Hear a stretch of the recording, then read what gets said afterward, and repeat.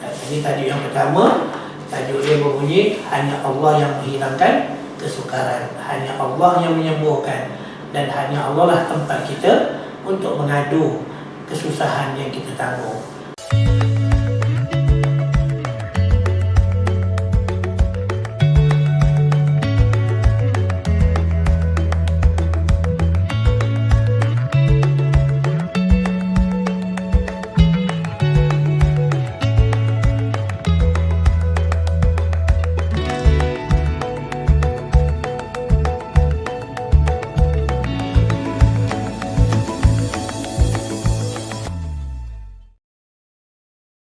Assalamualaikum warahmatullahi wabarakatuh.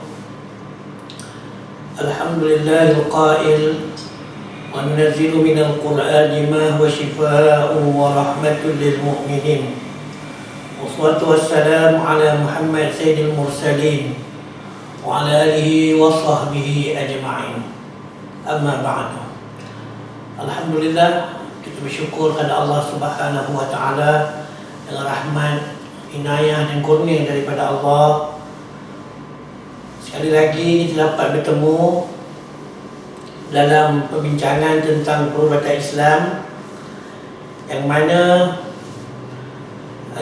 perkara ini adalah perkara rapat tentang akidah seseorang kepada Allah Subhanahu wa taala dan seterusnya kepada Al-Quranul Karim.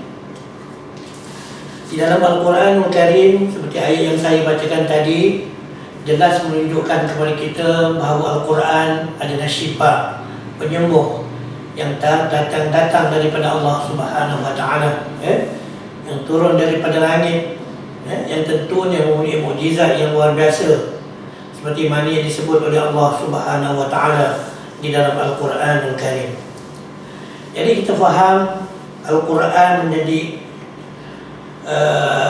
di samping Al-Quran menjadi sebuah kitab pedoman hidup dan dasar hukum, dia juga adalah sebuah kitab panduan kesihatan yang kita kena akui, apabila kita dapat lihat ayat-ayat syifa dan penyembuh yang banyak di dalam Al-Quranul Karim. Dan perkara ini bukanlah satu khurafat ataupun karut marut seperti mana yang disebut oleh sebahagian orang di luar sana. Jadi alhamdulillah, kita bersyukur kepada Allah. Hari ini kita akan bicarakan serba sedikit tentang bagaimana hanya Allah Subhanahu wa taala lah yang sebenarnya menghilangkan kesukaran, sama ada masalah rohani, masalah jasmani. Allah adalah penyembuh, Allah adalah Asy-Syafi, Allah adalah Al-Kafi dan Ma'afi yang sebenarnya. Kalau kita perhatikan dalam Al-Quranul Karim, kita akan dapat lihat firman Allah Subhanahu wa taala, "Alladzi khalaqani fa huwa yahdin. Walladzi yut'imuni walladzi huwa yut'imuni wa yasqin wa idza maridtu fa huwa yashfin." Tuhanlah yang mencipta aku, maka dialah yang menunjukiku. Tuhan yang memberi aku makan dan memberi aku minum, dan apabila aku sakit, dialah yang menyembuhkan aku. Jadi jelas di sini di mana firman Allah Subhanahu wa taala dalam surah Asy-Syura ayat 78-79 dalam 60 menunjukkan bahawa Allah lah sebenarnya yang jadi penyembuh daripada apa sahaja masalah penyakit yang kita hadapi, sama ada zahir ataupun penyakit batin. Dalam ayat yang lain Allah Subhanahu wa taala berfirman lagi, "Wa iyyamsaskallahu bidurrin fala kashifa lahu illa hu wa yuridka bi khairin fala radda li fadlihi yusibu bihi man yasha'u min 'ibadihi wa huwal ghafurur rahim." Dan seandainya Allah menghendaki satu kemudaratan kepada engkau, maka tidak adalah yang dapat menghilangkannya kecuali Dia.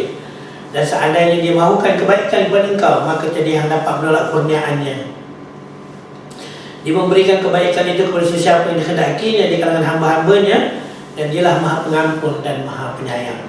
Jadi jelas dua ayat dalam surah Yunus ini, surah Yunus ayat 107 menunjukkan Allah lah penyembuh yang sebenarnya. Sesuatu kebaikan tak ada siapa memberi tolak kecuali dengan izin Allah Subhanahu wa taala. Dan satu keburukan juga tak ada siapa yang boleh tolak kecuali dengan kehendak Allah Subhanahu wa taala. Jadi marilah sama-sama kita memahami ayat-ayat Al-Quranul Karim supaya kita ni sentiasa dekat dengan Allah, akidah kita mantap dan kuat kepada Allah Subhanahu wa ta'ala. Hanya Allah lah penyembuh yang sebenarnya.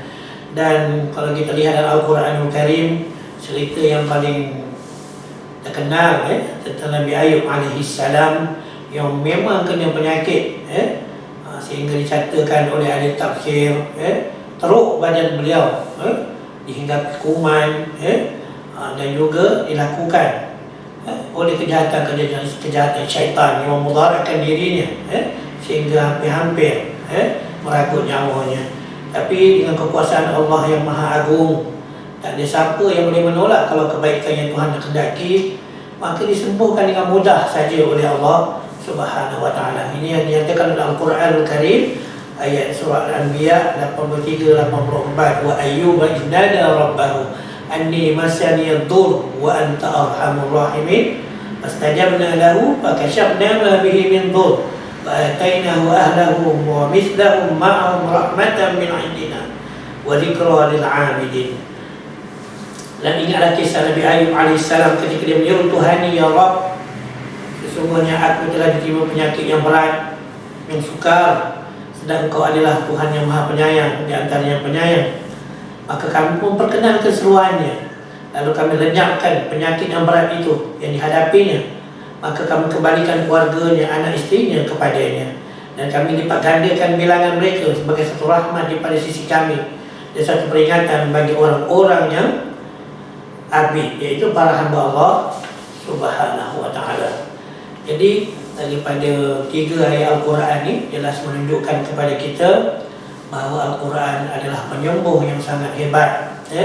Yang sepatutnya kita orang Islam kena meyakini apa saja masalah dalam hidup kita, masalah rumah tangga, masalah anak-anak, kita kena kembali kepada Allah Subhanahu wa ta'ala.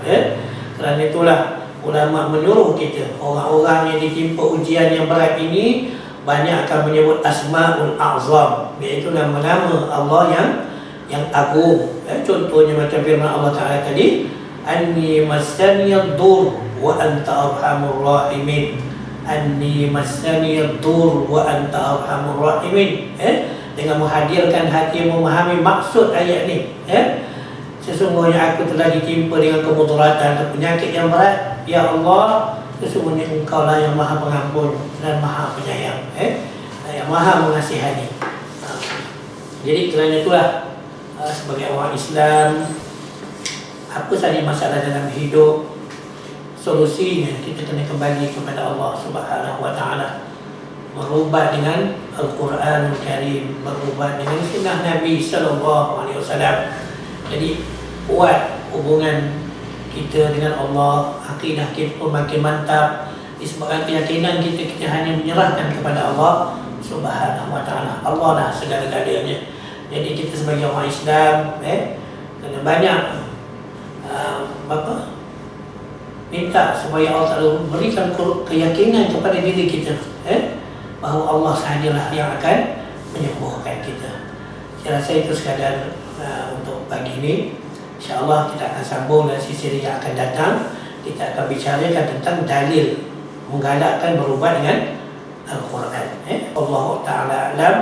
Aku qali hadza astaghfirullahal azim. Assalamualaikum warahmatullahi wabarakatuh.